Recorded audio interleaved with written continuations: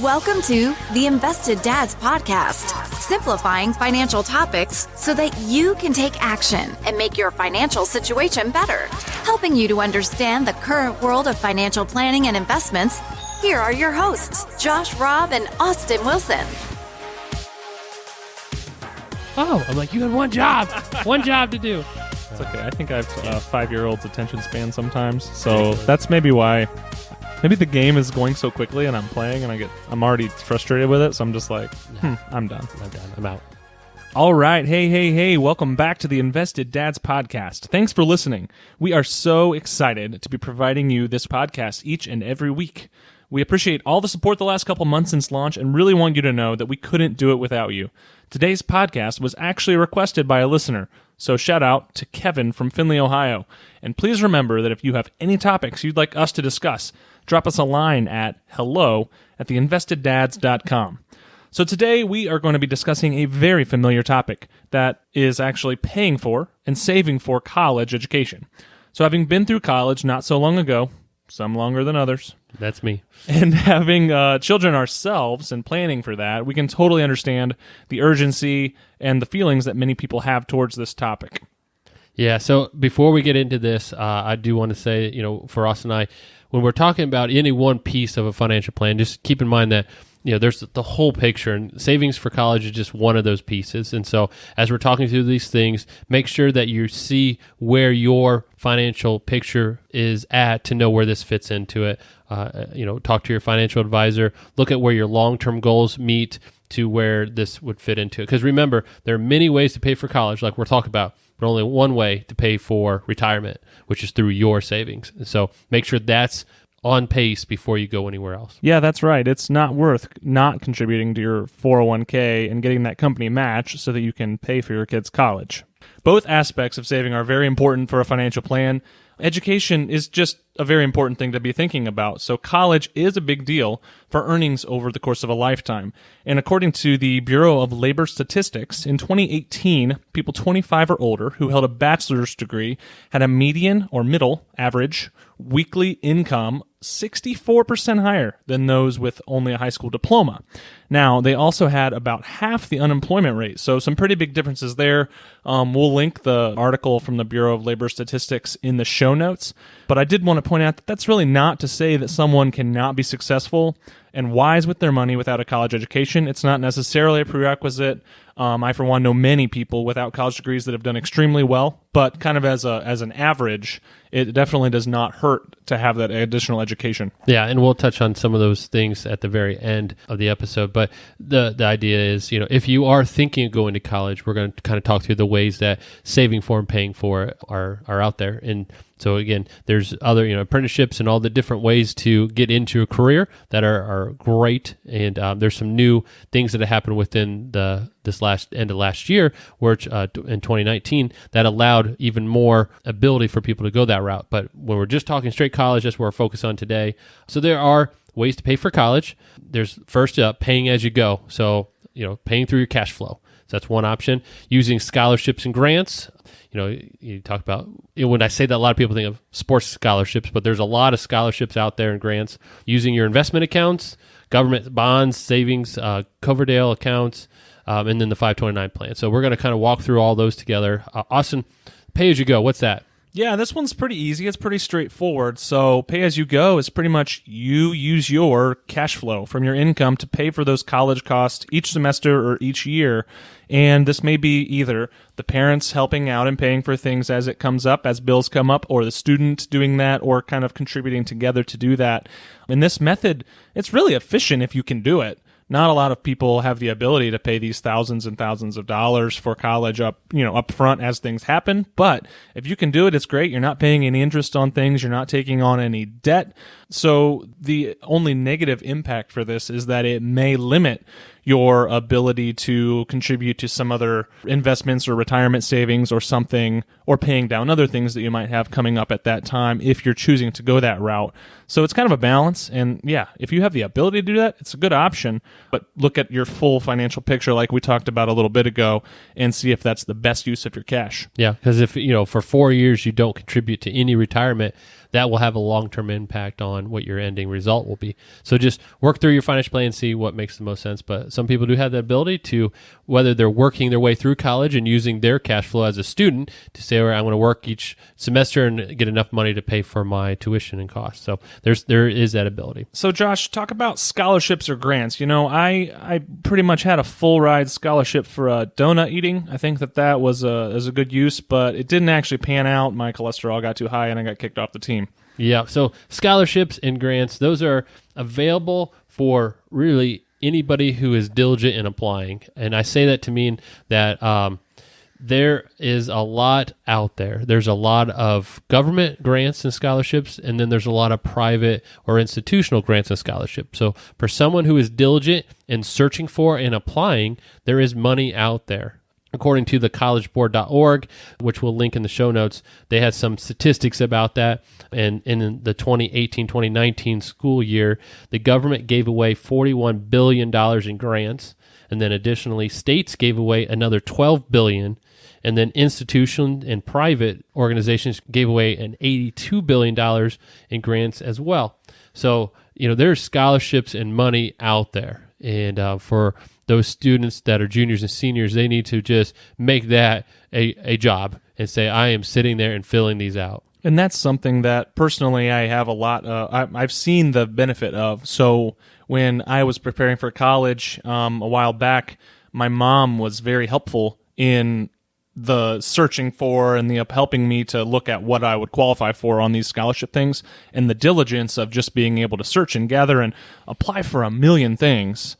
If you qualify for it and, take what you can get, but just the diligence for applying for a ton of those things and looking for them and researching them was huge. Yeah. And it pays off. You may say, well, this is only a $500 scholarship. It adds up. And I have, $24,000 tuition for this year. Well, if you get multiple scholarships, it eats them down and it's just less. You have to worry about finding other ways to pay for it. Absolutely. And there are scholarships out there for anything. For instance, there's even a coffee scholarship. That sounds like something I would want. Yeah, for someone who likes coffee, there is a scholarship there where you have to write an essay about the importance of education, and they note in there that they give bonus points if you include your passion for coffee within your essay. And so again, I know who gets those grants. I bet they all go to computer majors. You know why?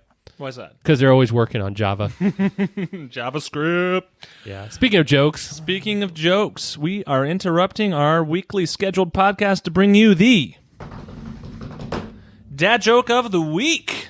All right, Josh. You got one. I got a real good one. This is a humdinger. All right. It's a good one. All right, Josh. Why do you never see anyone with a nose that's 12 inches long?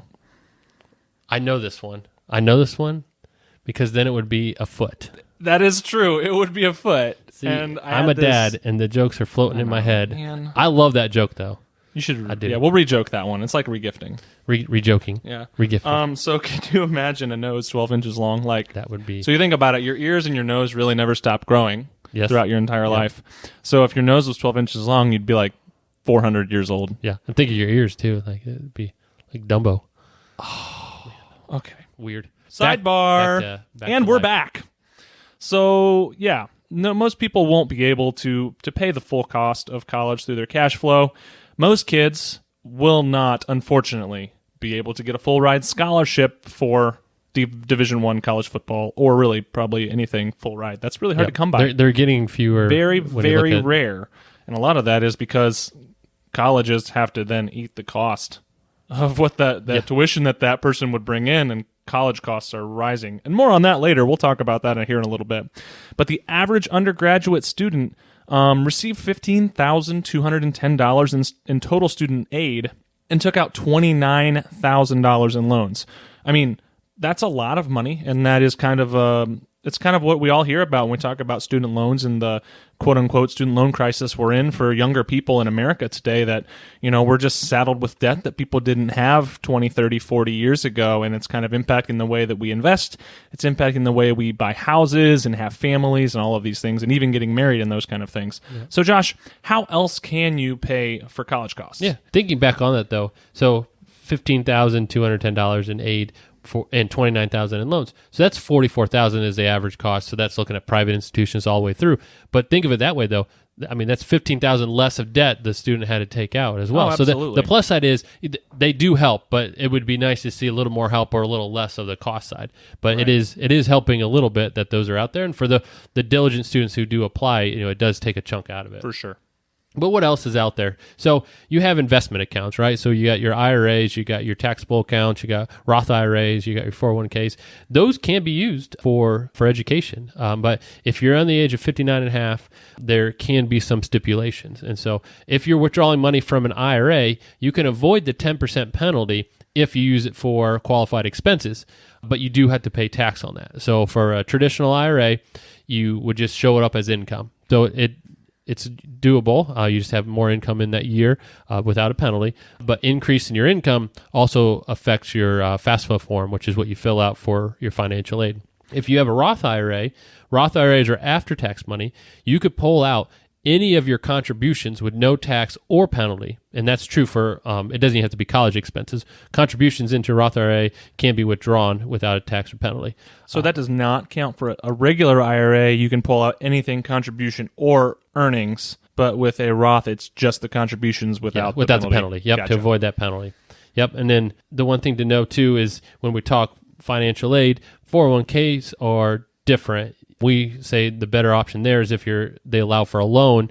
A loan is better because it doesn't really show up as income for you, so it doesn't drastically affect your financial aid calculation. But you do have to repay that, and if you leave employment during that time frame you have the loan, it's immediately due, and it could be a problem because if you can't pay it back right away, it all counts as income, and you're taxed on that with a chance of a penalty as well. So there's some kind of asterisks to borrowing from a 401k. And I think the caveats for any of those options are that when you are using those for education expenses or really pulling it out in any way, shape, or form for any purpose, you're limiting its growth. Yes. So if you have a $500,000 IRA and you're taking $100,000 out of it to pay for college for your kid or whatever, these are totally hypothetical numbers, but that $100,000 is not going to work for you, and your entire earnings potential on that account is 20% less. Yep. And you're limited to how you can put it back in. So like a Roth IRA has a contribution limit every year. So does a traditional IRA. So you can pull it out faster than you put it back. Yeah, you can't refill it even if you get the money back through whatever, you can't just go ahead and dump it back in. So yeah, it's kind of a hard, once you're there, it's hard to get it back in to get that tax deferred growth again. So speaking of investment accounts, there are certain types of investments that are specifically made for college saving. There are some government bonds that are designed to be used for college, and specifically the education bond program, makes the interest on certain savings bonds tax-free when the bonds are redeemed to pay qualified higher education expenses or to roll over into a 529 plan. So some of those eligible bonds include Series EE bonds issued after December 31st, 1989, and all Series I bonds. So we've linked a good article from finaid.org about college bonds in the show notes. So while these are tax-free interests, current interest rates are very low and college costs are far outpacing those interest rates as they go up. According to CNBC, tuition has risen about 3% per year historically, or around the same as inflation, so no big swings there. But college funding really took a hit during the Great Recession, which caused college tuition to rapidly increase. So the colleges were forced then to pass those increase of cost due to the money that they were receiving being less from the government, pass those on to students. So at private four-year schools, tuition rose 26% over the last 10 years, and it jumped 35% at public schools. So those are some pretty big numbers. And this is anticipated to remain well above inflation for the foreseeable future, and that's something that parents now, as they're planning for their children, are having to take into consideration going forward. Yeah, that's kind of one of the hardest parts is, when you look, even when we talk about the different investment vehicles, getting growth to pace that inflation is getting harder and harder. Do you know a lot of things that are growing 35, 36% a year? I mean, the stock market was up, 30 in 2019, but in general, you don't see that growth to keep up with that increase in cost. So yeah, it's getting harder, and that's part of the big outcry we've seen in the news and in politics about wanting to do something about college costs. Yeah, it's another topic for another day, but it's college cost and it's healthcare that are increasing far quicker than the rest of the basket of goods that a typical consumer is going to need to purchase. Another example is the Coverdell account, and this allows up to $2,000 per year, assuming you meet the income limits, to be added to that account. And the advantage of that account is they have a wider option of investment choices. So this account can be used for elementary school, for secondary school, for post-secondary, but the biggest drawback is the limit to contributions. Josh, are there any other investment options or accounts out there, or are we just going to jump right into the big one? Yeah, 529s. That's really the big one when we talk about nowadays, because of the 2,000 max, that's per person, and so for the Coverdell, that's not a lot of money. So if you think of 18 years, that's 36, and that's not a lot to cover college costs, even with some growth in there. And so 529s have become a lot more popular. And there's two types of 529 plans. There's the prepaid program and the 529 savings program. So 11 states still offer the prepaid program, and 11 states offered it but have closed it to new participants. And so that's not quite as popular as the savings program. So that's kind of like where you can pre-purchase college education at lower rates, at today's rates, or before inflation. So what you do is, the states that offer that are still open, you'll in a sense be buying credits to say, okay, I'm going to buy this many semesters worth of credits, and you'll pay the current rate, and then it'll be good for a certain time frame. And so then no matter what inflation does and what the costs are 18 years from now, your kid will then say, okay, I got this many credits. I'm already paid for my tuition. The caveats to that are, one, you have to go to schools within the state, and they're mostly public schools. Some private schools are in the program, but mostly public schools. If your kid decides to go out of state, because again, let's say you're buying this for a 2-year-old. They don't know what they want to do or where they're going. They may be passionate about something when they get older, and there's a better school somewhere in another state. You can get some credit for it, but it's not the full credit. So you're going to be losing some of that value if they go out of state. So the people who bought these sort of prepay options in 2004 and 5 and whatever, when costs were low before the recession, probably did okay if they were waiting to send their kid, after the recession, when inflation really picked up on college costs. Yep. Or the other thing too is, if there's a good school that you just know, our families goes there, that's we're all like, we're all big fans of it. The chances are they're going to go there. You may get a better deal that way because you're locking in or guaranteeing that return. I'm going to have the full cost coverage for however many semesters I buy.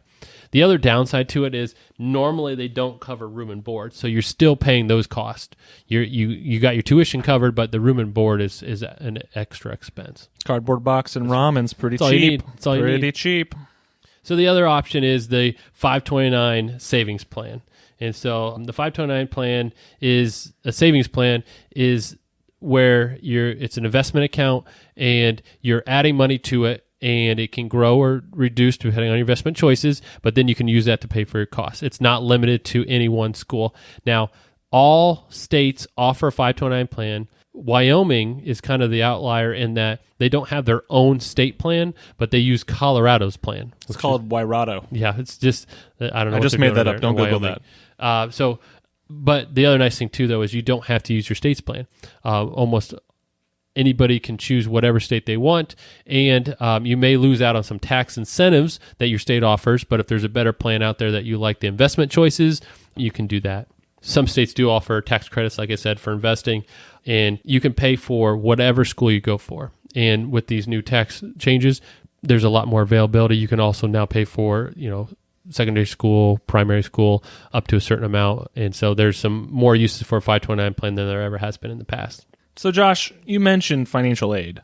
Yes. What exactly is that? I mean, I know CPR. Does that count? No, that's first aid. So financial aid is similar aid in the sense that it provides help, but not first aid where you're saving somebody's life. You're just helping them through the college process. And so financial aid, think about it from really just three kind of main sources. There's the expected family contribution, which is the EFC if it's abbreviated.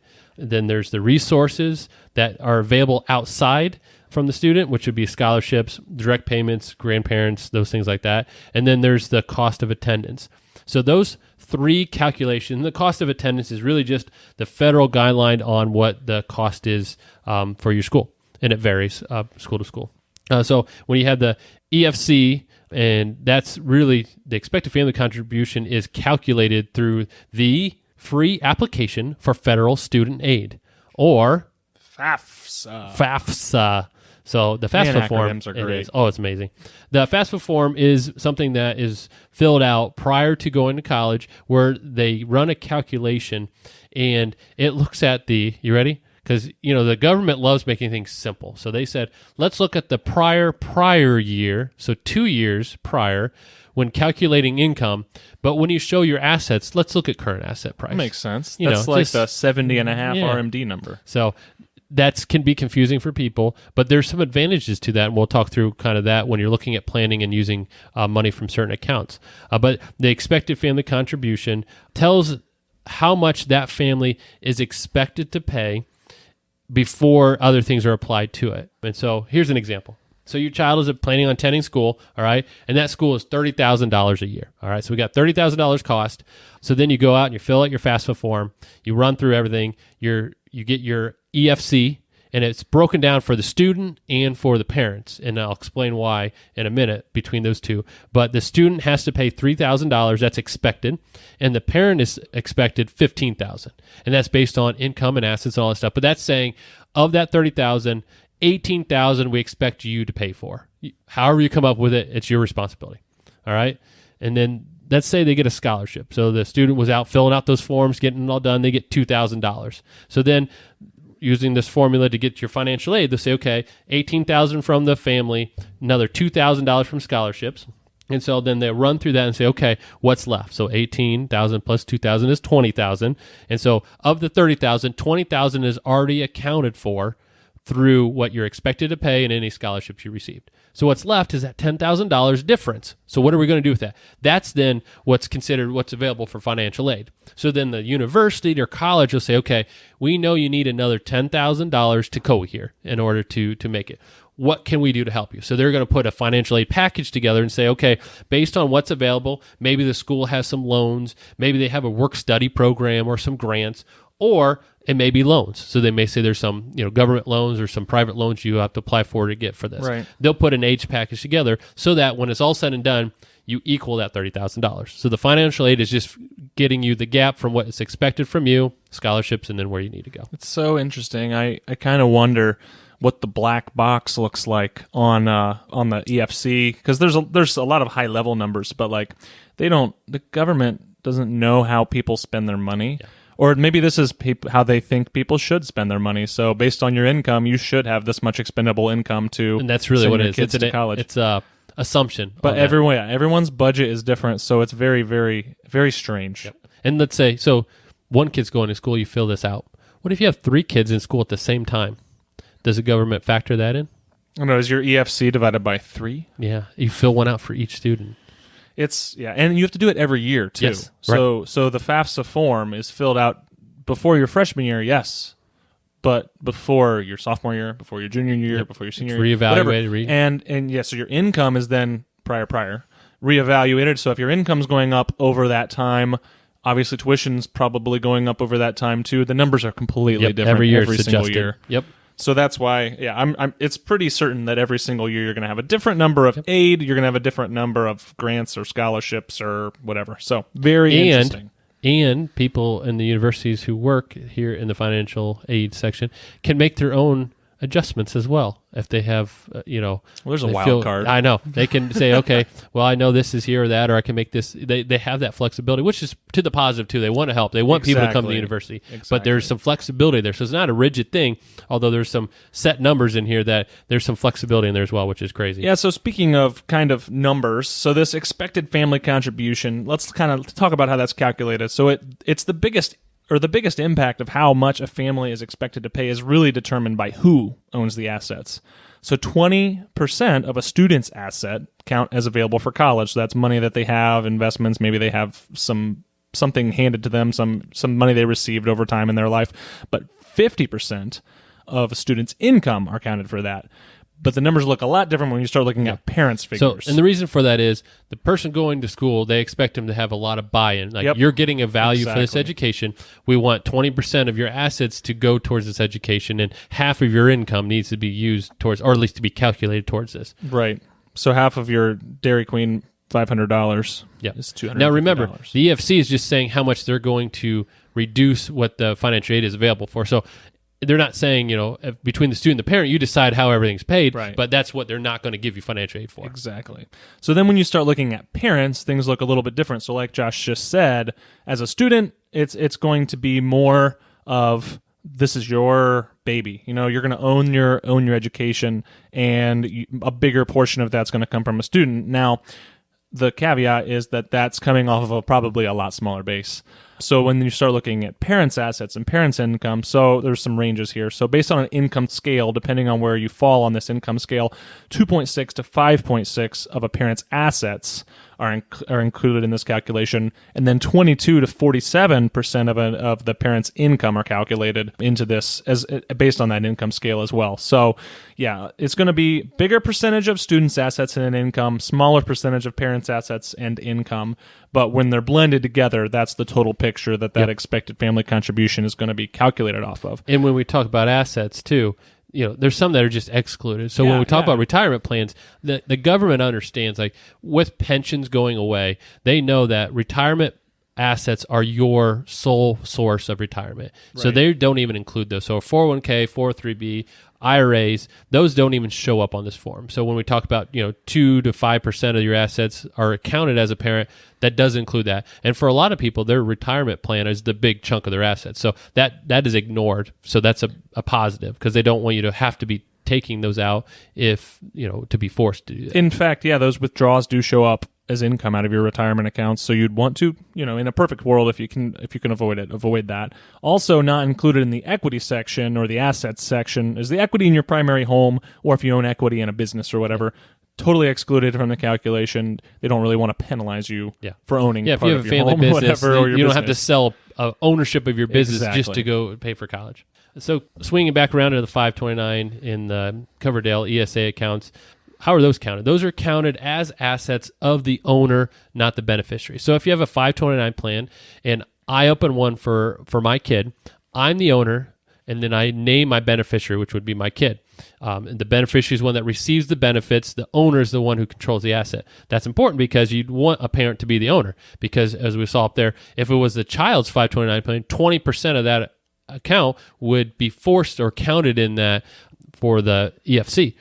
Since it's an adult one, it's only up to 5.6. If you're a grandparent, though, remember the parents are filling out this FAFSA form. They're not even showing up, right? So even if they're listed as a beneficiary of the kid, that asset's not owned by the kid; it's owned by the grandparent. So it's not even showing up anywhere in the EFC calculation for FAFSA, and so that's a benefit there. Now the caveat to that, though, is when the grandparent distributes the money out and uses it for the college expense, that shows up as a kid's income. So then that shows up as 50% of that income reduces the next year's FAFSA form. So that's a big impact. So if they give $10,000 out of a 529, it wasn't counted as an asset, but now the student has $10,000 of income, and they say half of that, $5,000, reduces the next FAFSA forms, and it gives you a higher EFC. Yeah, so all that any creative transferring that people think about between generations, between family members, is you have to be very, very, very careful of. Yep. There are, I'm sure, very, very good ways to do things and plan for things, but you don't do it the wrong way, or else it could actually hurt you a lot more than it can help you. Yeah. So one way that they do it is, since, remember, they look at the prior year for income, and that's for the student and for the parents. If you start distributing at a grandparent's 529 after that sophomore year, so January 1 of that sophomore year, the prior income, the junior and senior year won't catch that distribution. And so if they're going to 4-year college, you wait till after that sophomore year.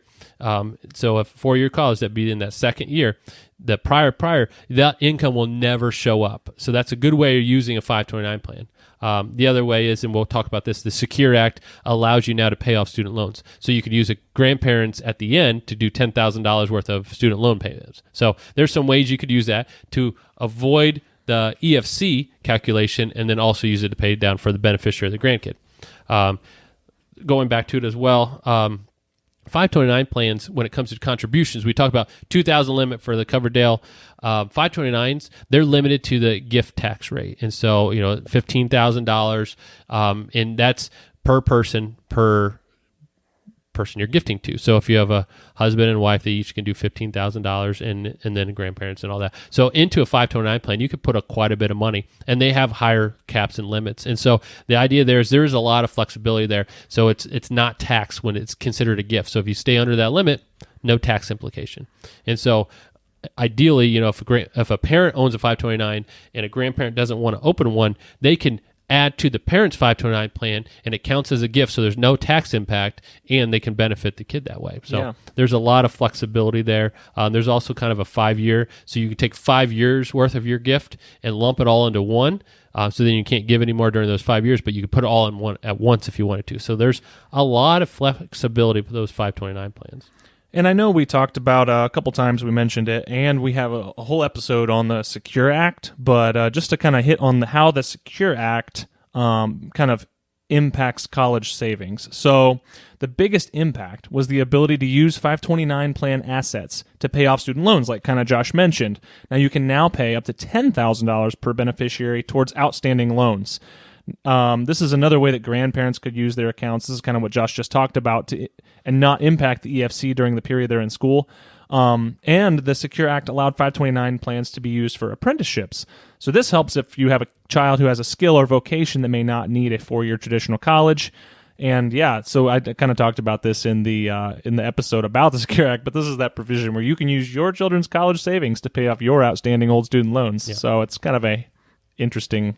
It is, but I think loophole. The bigger piece that hasn't got as much attention is that apprenticeship. So before then, 529 plans could only be used for higher education. So now offering that, if a kid has this passion for some sort of skill that doesn't need that, they could use those and benefit from those savings plans in order to enable them to get into that industry and into that job. And so it does open it up, because there are, especially with the cost of college going up, there's a lot of times where if a kid is interested in a certain skill, they could just go that route and save a lot of money and a lot of debt and get into a great career. Yeah. If you start something, with not a hole, start without starting in the hole on a lot of things. Yes. You can really set yourself up for a decent career. Yes, definitely. Especially today. Yeah, like Josh said, things are going crazy. Yep. So, as always, thank you for listening. If there's any follow-up questions you want, reach out to us at hello@theinvesteddads.com. Kevin, hopefully we answer some of these questions. There's a lot of options out there. The biggest thing is making sure you timely fill out that FAFSA form, because the sooner you do it, the better, because colleges are on an as-needed basis. So when they run out of their grants and stuff, then it's loans. And so it's kind of first come, first serve. So the sooner you can fill that out, the better. They've actually moved it back. And I will say, we kind of joked about that prior year. That's part of the reason why they do that, is because everybody has 2 years worth, 2 years ago's tax return on hand. They don't have to wait for, if they're delayed or, extending it till October, they're not at a disadvantage. They have 2 years prior of a tax return. So that's really why they do it. But still, it's a weird calculation of income. So as always, though, check out online. We have a free gift for you. It's the list of 8 principles for timeless investing. They're just 8 overarching investment themes meant to keep you on track for your long-term goals. Check it out on our website at theinvesteddads.com. It's free. It's awesome. And to help us to continue to grow this podcast and help a lot more people, we need your help. So we're continuing our swag giveaway for another week to create some buzz through Apple Podcasts. So this swag is really awesome, super soft, official Invested Dads t-shirts. And to claim yours, you need to do a couple things for us. Number 1, leave us a review on Apple Podcasts, a written one.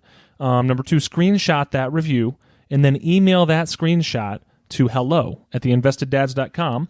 And we will follow up with the first 25 subscribers to get their shirt size and mailing address and hook you up with the swag.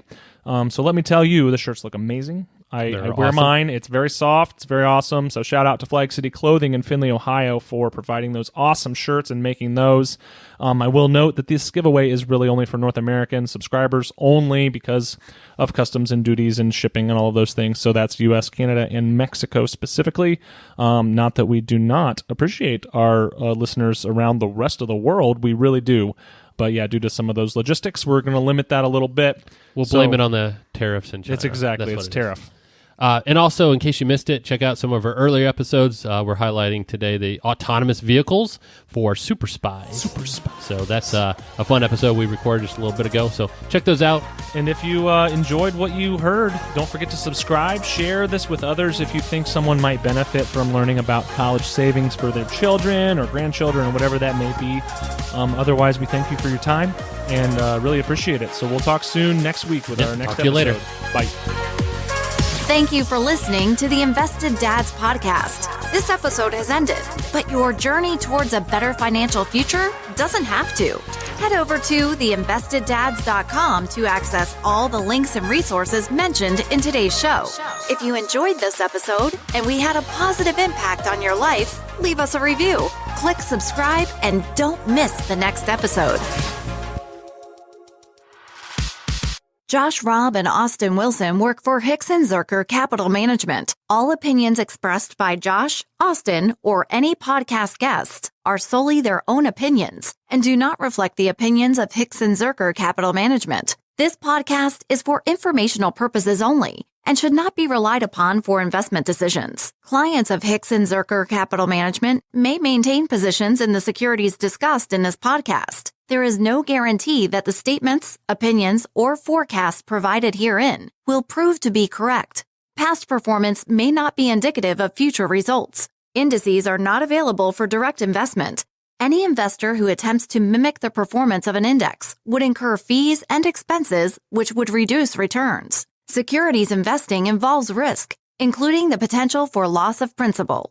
There is no assurance that any investment plan or strategy will be successful.